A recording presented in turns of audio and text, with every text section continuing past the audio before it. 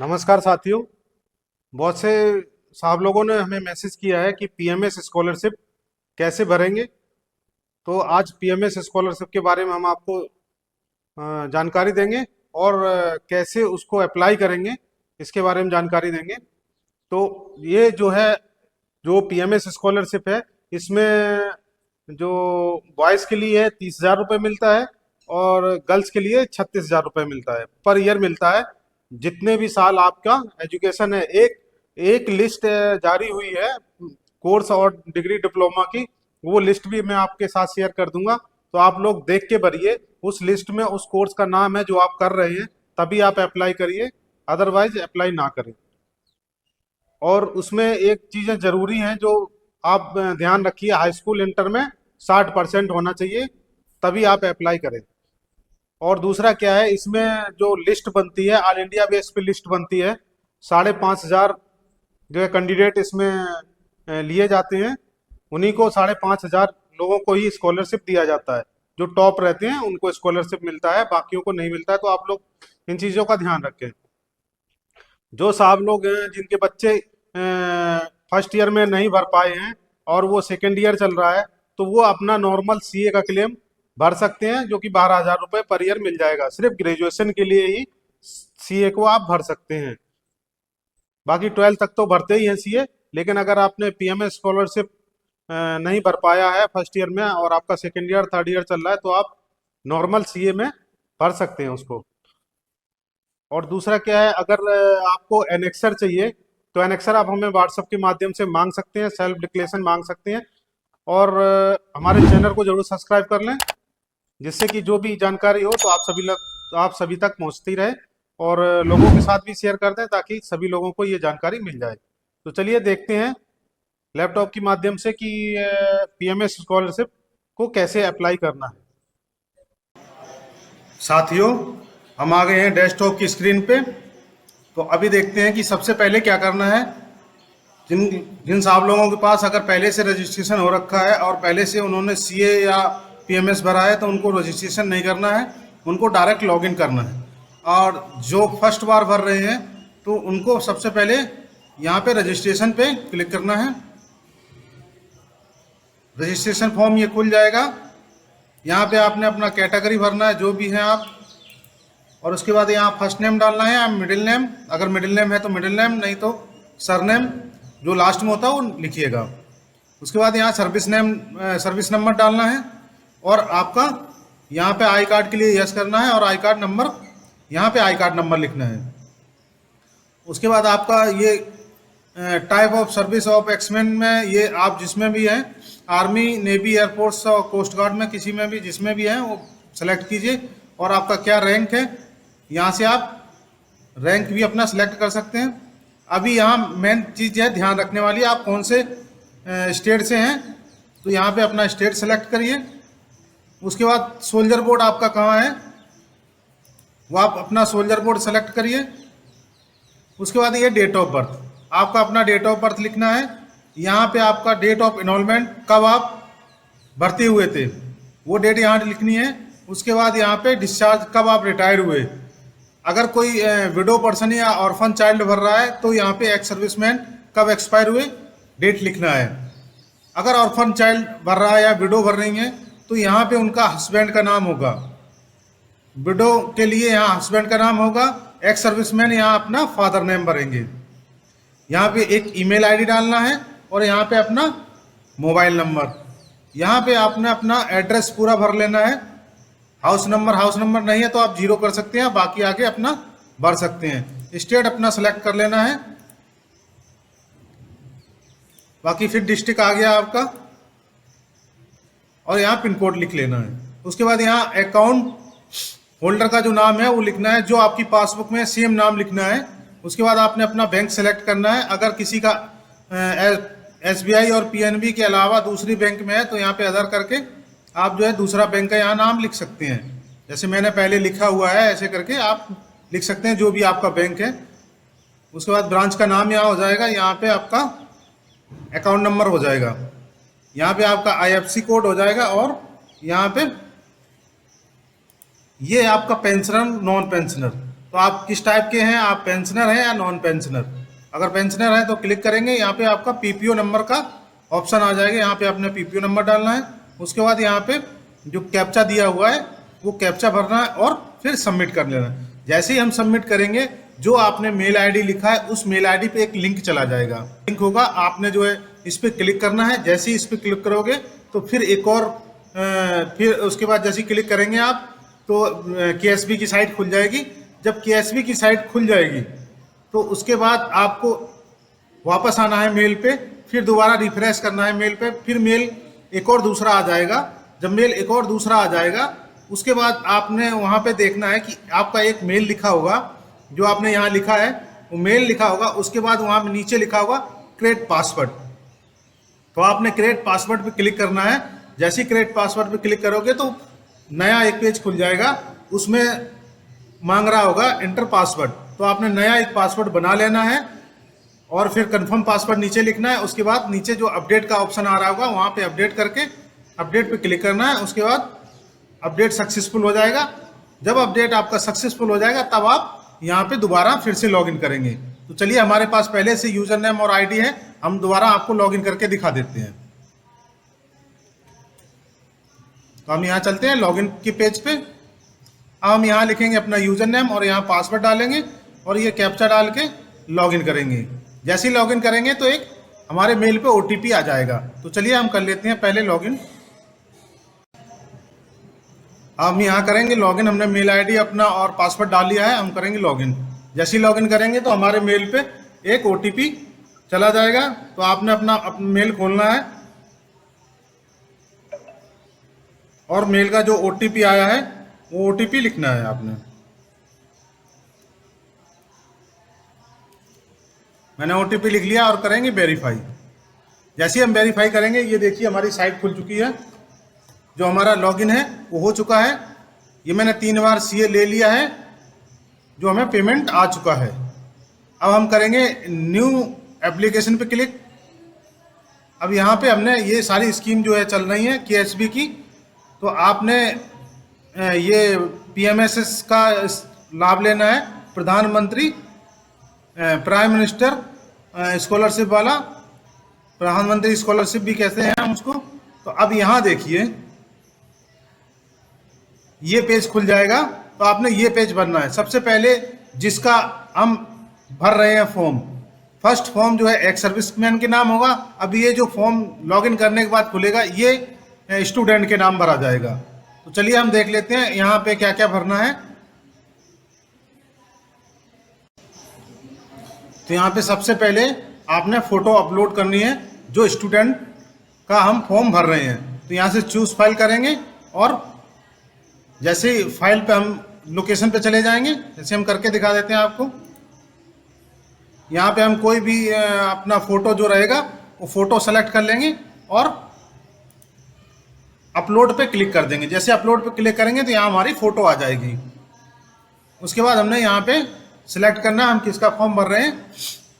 अगर लड़का लड़की किसका भी है तो यहाँ पे हम ये सिलेक्ट करेंगे टाइटल। उसके बाद यहाँ पे हम स्टूडेंट का नाम लिखेंगे, मिडिल नेम और सरनेम, अगर है तो, नहीं तो कोई बात नहीं। यहाँ पे आधार कार्ड नंबर लिखेंगे स्टूडेंट का। यहाँ पे जेंडर सेलेक्ट, जैसे हम यहाँ सेलेक्ट करेंगे यहाँ ऑटोमेटिक आ जाएगा। उसके बाद डेट ऑफ बर्थ स्टूडेंट की लिखनी है, मैरिड है, अनमैरिड है, विडो है, जो भी है आपका लिखिएगा। यहाँ पे आपने आपके जो है किस में आप सर्विस कर रहे थे वो आपने सेलेक्ट करना है। उसके बाद आपका क्या रैंक था, यहाँ पे आपने रैंक सेलेक्ट करना है। अब ये राज्य सैनिक बोर्ड स्टेट होता है, जो भी आपका स्टेट है वहाँ सेलेक्ट करिएगा। यहाँ पे आपका सोल्जर बोर्ड आ गया। अब आपने सोल्जर बोर्ड सेलेक्ट कर लेना है, कहाँ आपका सोल्जर बोर्ड है। उसके बाद आपने ये एड्रेस लिखना है, जो परमानेंट आपका एड्रेस है, दोनों में भरना है। इसमें भी पूरा भरना है और इसमें भी आपने पूरा भरना है, और नहीं भरोगे तो आपका सबमिट नहीं होगा। यहाँ पे आपका कॉन्टैक्ट डिटेल रहेगा, या यहाँ पे मोबाइल नंबर आप स्टूडेंट का लिख सकते हैं, आप अपना भी लिख सकते हैं, और मेल आईडी जिससे आप लॉगिन है वही डाल सकते हैं, या दूसरी भी लिख सकते हैं।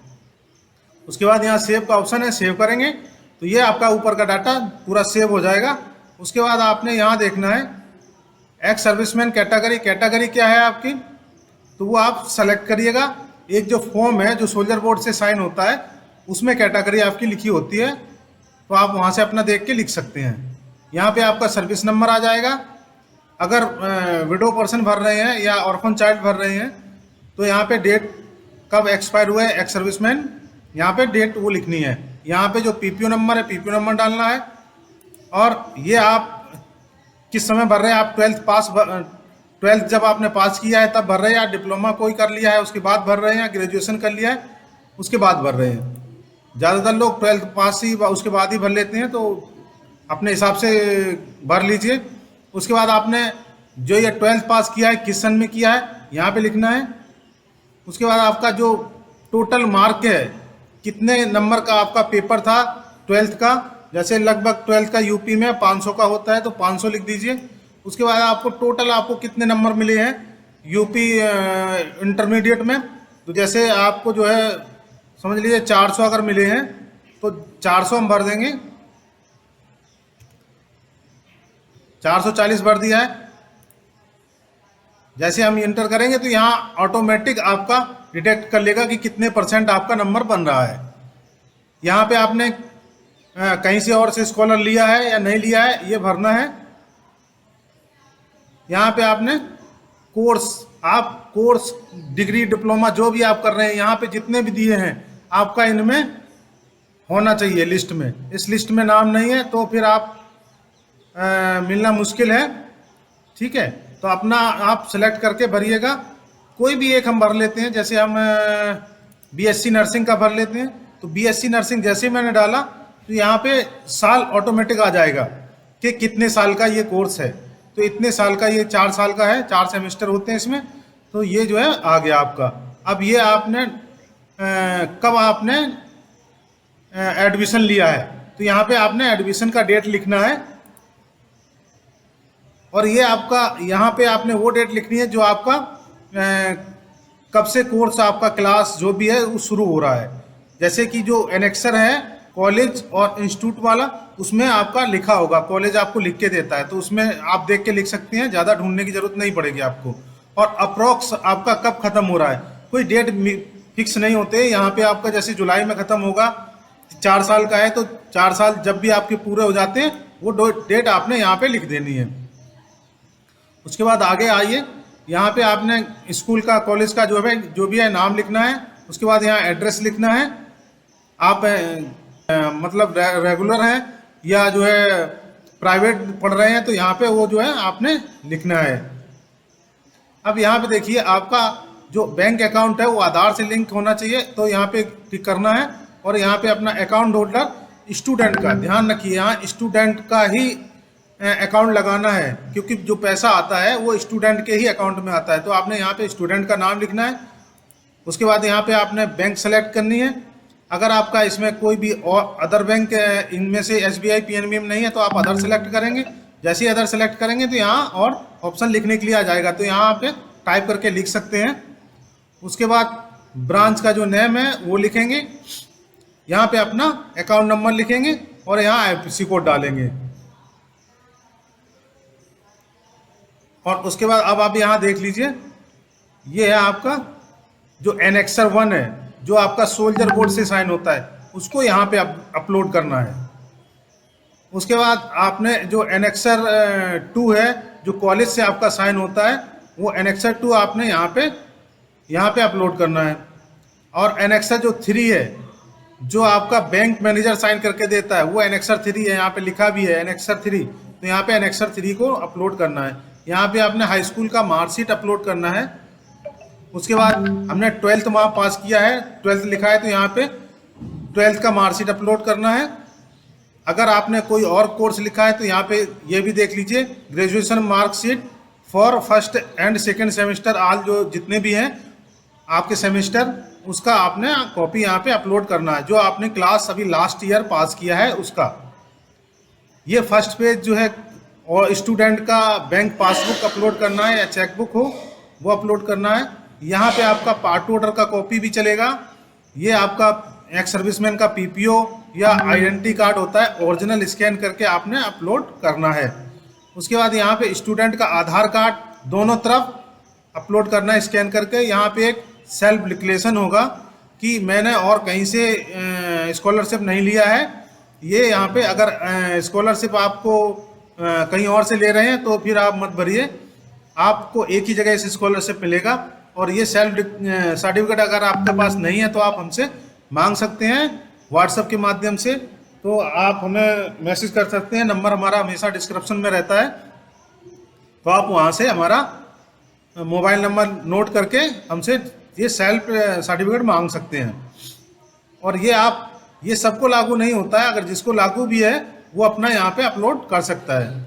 अपलोड करने के बाद सारे डॉक्यूमेंट अपलोड करने के बाद यहाँ पे सेव करेंगे। सेव करने के बाद पूरा डाटा एक बार फिर चेक करेंगे। रीचेक करने के बाद जब हमारा डाटा पूरा सही रहेगा उसके बाद सेव एंड फॉरवर्ड करना। जैसे ही सेव एंड फॉरवर्ड करेंगे तो हमारा एक पेज नया खुल जाएगा। उसके बाद यहाँ पे प्रिंट का ऑप्शन आ जाएगा। जैसे ही प्रिंट का ऑप्शन आएगा, ये वाला प्रिंट नहीं चलेगा, यहाँ पे आएगा प्रिंट का ऑप्शन। उसके बाद जैसे ही प्रिंट का ऑप्शन आएगा वो कॉपी को प्रिंट आउट करके आपने जिला सैनिक बोर्ड जो है, सोल्जर बोर्ड आपका जो होता है, वहाँ पे आपने जाना है और उन कागज़ को आपने जमा करना है। जितने यहाँ कागज़ आपने अपलोड किए हैं वो सारे डॉक्यूमेंट भी ले जाने हैं और जो प्रिंट आउट कॉपी है उसको भी आपने सोल्जर बोर्ड में जमा करना है।